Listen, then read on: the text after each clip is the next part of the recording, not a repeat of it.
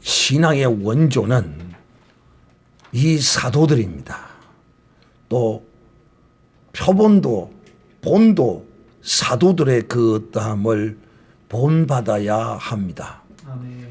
사도로서 끝나는 것이 아니라 사도로서 계속 사도로 말미암아 계속 이어져야 하는 것이 우리의 신앙의 모습이고 또 이 복음을 전하는 자의 본도 베드로가 전한 복음과 같이 이렇게 증거해야 할 것입니다. 아멘. 그런 의미에서 우리는 지난주 수요일에 여러분에게 드린 말씀을 잠깐 요약하면 다음과 같습니다. 성령이 어느 때 임하는가? 성령은 하나님의 말씀을 들을 때에 임한다. 그 하나님의 말씀은 어떤 말씀이냐? 베드로가 고넬료에게 증거했던 그 말씀이 바로 하나님의 말씀이며 그 말씀이 곧 예수 그리스도에 대한 말씀입니다. 아멘. 그러므로 베드로가 전한 말씀을 잠깐 요약하면 이러하지요. 첫째, 예수는 주라는 것입니다. 예수는 참 주요 참 왕이라는 것입니다. 아멘. 두 번째는 예수는 화평의 복음을 전하러 오셨다는 것입니다. 아멘. 그리고 그 화평을 위하여 세례 요한의 증거를 따라 요단강에서 세례를 받으시고 하나님의 뜻을 이루심으로 하나님께서 하늘로부터 음성이 있어 가라사대 이는 내 기뻐하는 자요 내 사랑하는 자라는 음성을 듣고 하나님이 예수 그리스도께 성령을 물 붓듯이 부어 주셨습니다. 아멘. 그러므로 우리 주 예수는 이처럼 성령을 물 붓듯이 부음을 받아서 찢긴 자, 상한 자, 눌린 자, 병든 자, 마귀에게 포로된 자들에게 그들을 고치고 자유케 하시는 이런 은혜를 베푸신 분이시다. 이뿐만이 아니라 이분은 저들로 인하여 유대인들로 인하여 저들에게 잡혀서 고난과 능력을 당하시고 십자가에 못 박혀 죽으신 지 3일 만에 다시 살아나셨다. 아멘. 그 살아나신 그 광경을 오직 하나님이 택하시고 기뻐하시는 자들 우리가 직접 부활하신 주님을 보았다. 이 부활하신 주 예수 그리스도는 모든 심판주로 이제 다시 오실 것이다. 그리고 주 예수 그리스도를 믿는 자들에게는 죄사함의 은총을 베푸시느니라라고 선언을 했습니다.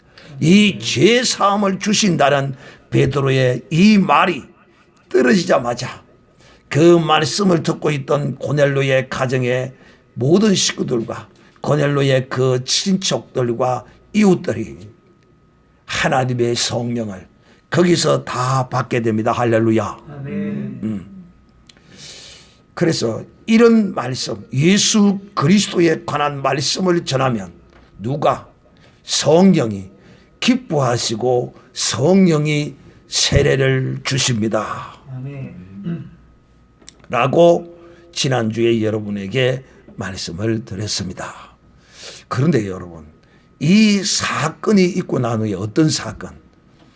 베드로가 고넬로의 집에서 말씀을 전하다가 성령이 임한 이 사건을 인하여 예루살렘에서 큰 소동이 일어나게 됩니다. 오늘 성경에 보면 이렇게 기록이 되어 있습니다. 유대에 있는 사도들과 형제들이 이방인들도 하나님의 말씀을 받았다 함을 들었더니 베드로가 예루살렘에 올라갔을 때에 할례자들이 힐난하여 가로되 비방했다 말입니다. 힐난했다, 비방했다. 그러니까 지금 이 상태를 우리가 진단해 보면 이런 상태지요. 그러니까 주 예수 그리스도를 믿는 사람들 가운데 유대인으로서 예수 그리스도를 영접한 무리들이 오직 이 복음을 유대인들로만 한정 짓고 있었던 것이죠. 역시 베드로도 이 무리에서 벗어나지 못했던 사람입니다. 그런데 하나님이 여러분 이 원리는 영적인 원리도 이 세상의 이치적인 것과 같은 것이 있는 것 같아요. 그 말이 뭔 말인가 하면 전쟁을 할 때 누굴 베어버리면 그 전쟁은 이깁니까? 장수를 베어버리면, 우두머리를 베어버리면 끝이 납니다. 또 이 세상에서도 보면 짐승들의 어떤 그 싸움에서도 보면 그 짐승들의 우두머리를 꺾어버리면 그만 그 짐승이 그냥 다 그냥 항복하고 들어오고, 이 깡패 세계에서도 마찬가지입니다. 도둑떼들 산적들도 마찬가지지요. 그 산적이 한 11명 끓는 가운데 거기서 산적 두목 하나를 딱 제압해버리면 어찌 됩니까? 그 졸개들이 그냥 형님 하고 갔다 머리를 꾸르제거죠. 이 깡패 세계도 마찬가지입니다. 자, 그런 의미에서 볼 때 우리는 주께서 왜 베드로에게 한상을 보이셔서 하늘로부터 보재기를 내려서 온갖 부정한 짐승을 담아다가 한상을 보이고 이것을 베드로야 잡아 먹어라 라고 했던 이유를 이제 우리는 알 수가 있는 거죠. 그 말이 무슨 말이냐. 이 사도들 가운데 베드로가 수제자죠. 최고 연세가 많죠.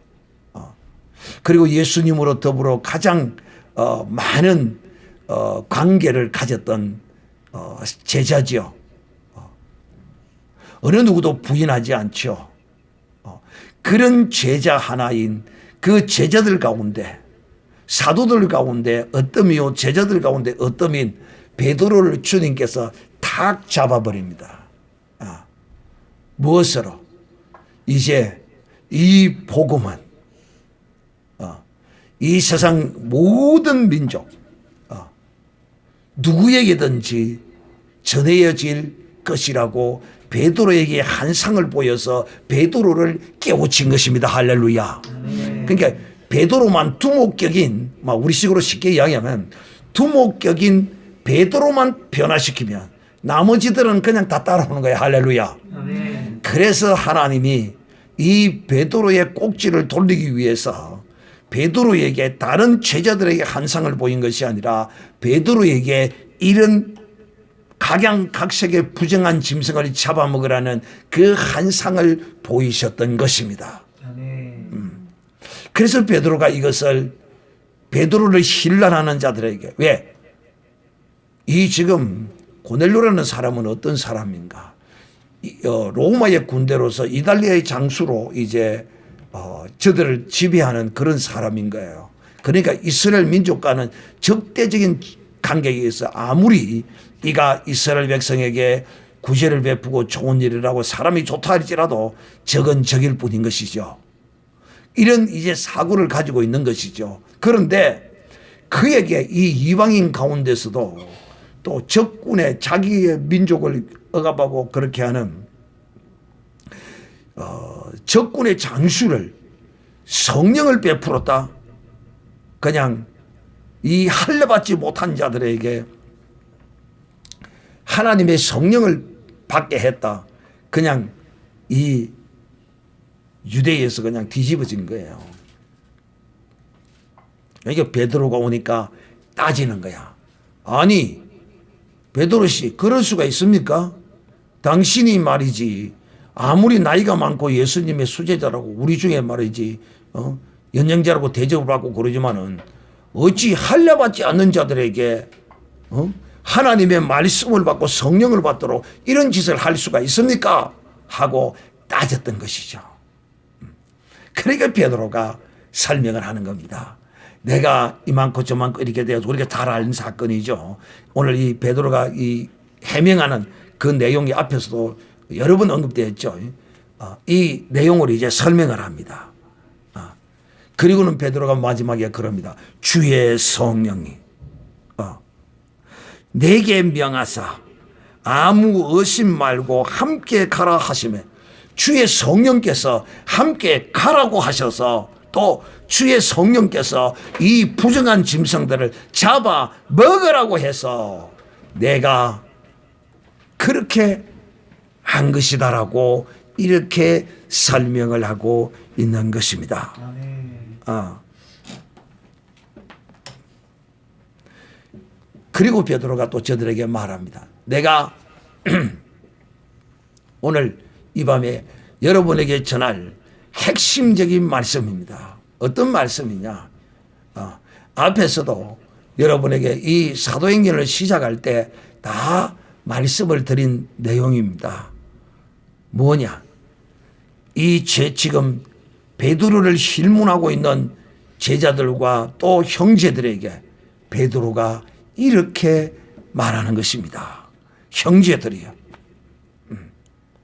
내가 고넬로의 가정에서 말씀을 전할 때 성령이 임하시는 그 모습을 내가 보니 우리가 예수님께서 우리에게 부탁하시고 성령 세례가 임할 것인데 그 성령이 임하시기까지 예루살렘을 떠나지 말고 기도하라는 말씀을 듣고 우리가 마가 다락방에서 기도하고 있었을 때 임하시던 성령이 고넬료에게도 똑같은 방식으로 똑같은 성령이 임하시더라 라고 선언을 한 것입니다. 할렐루야. 아멘.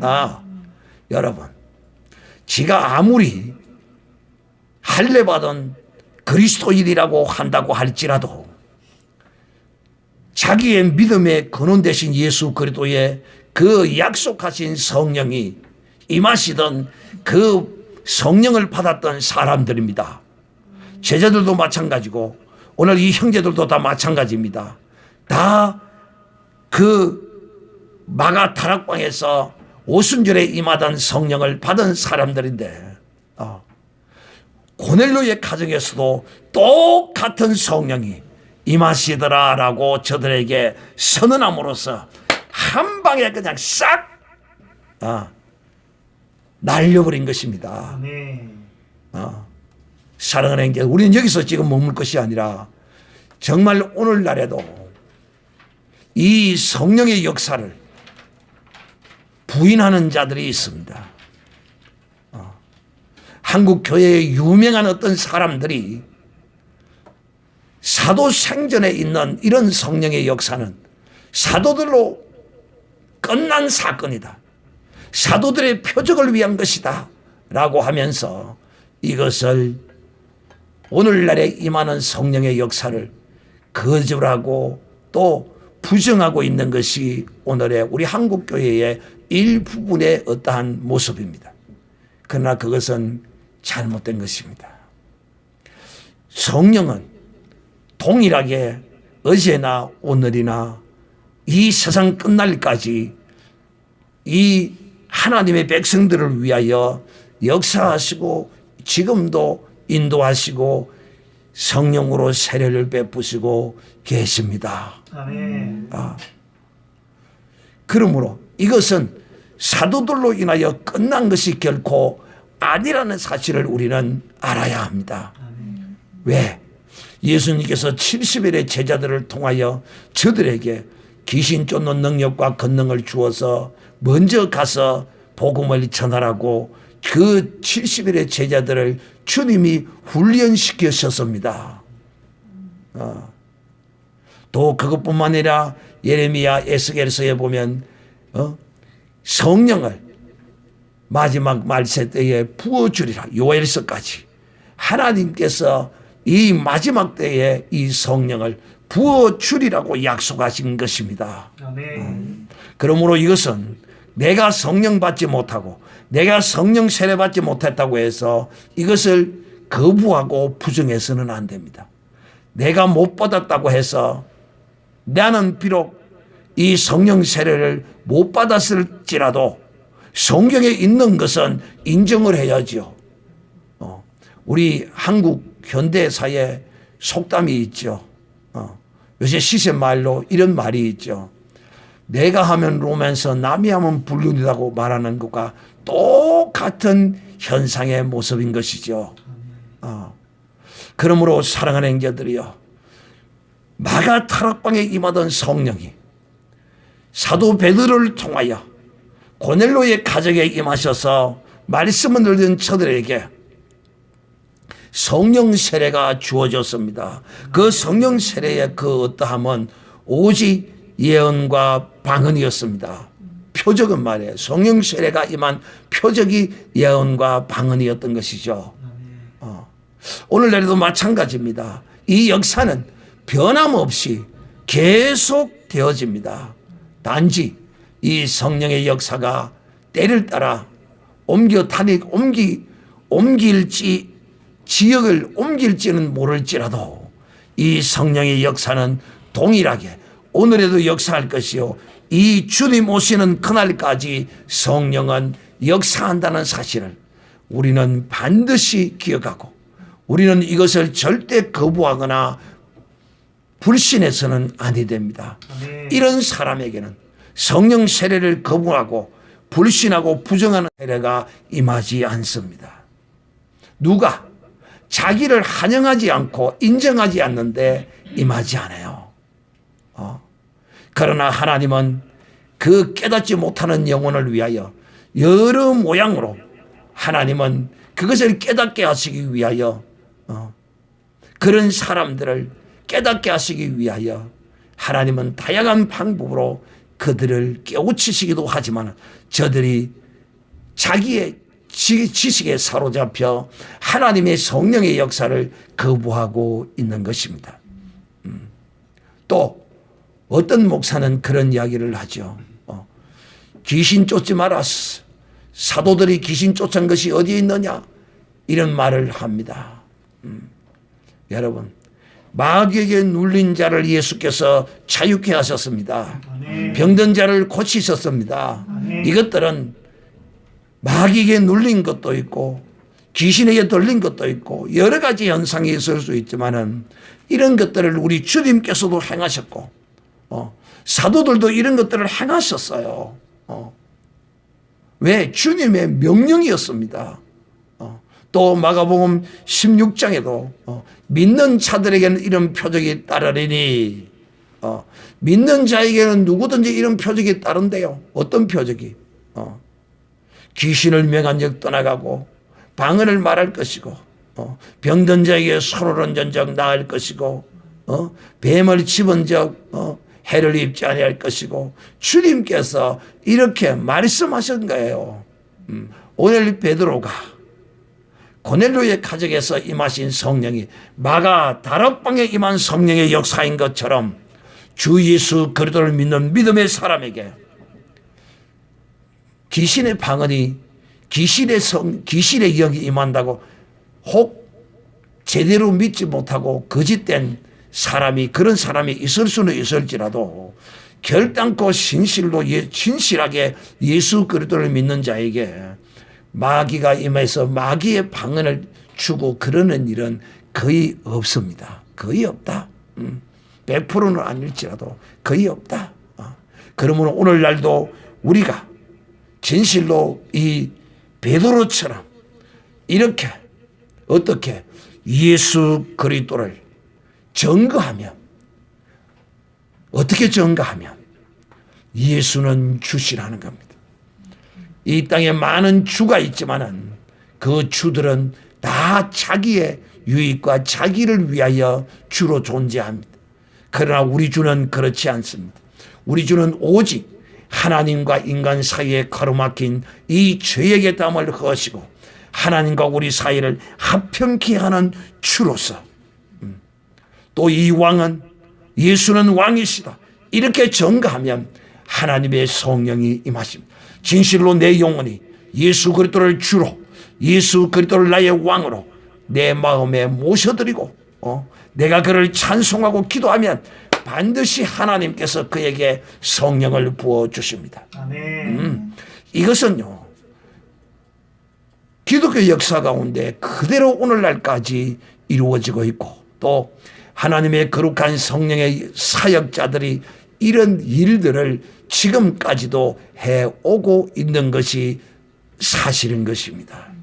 그러므로 진실로 베드로가 고넬료의 가정에서 하나님의 성령의 세례가 임하게 하신 것처럼 베드로와 같이 예수 그리스도는 죽은 자 가운데서 사흘 만에 다시 살아나시고 진실로 우리에게 보이셨고 우리는 그의 증인이라는 것입니다.